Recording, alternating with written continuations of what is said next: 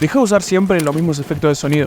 Cuando utilizamos los famosos efectos de sonido, lo hacemos para no tan solo darle al espectador una experiencia más placentera al auditivo, sino que también para resaltar la información más importante.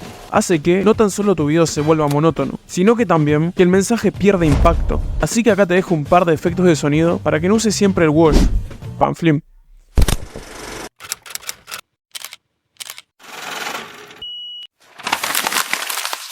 Todos estos y muchos más efectos de sonido lo vas a poder encontrar en mi carpeta de Drive. Comenta sonido y te la mando por privado.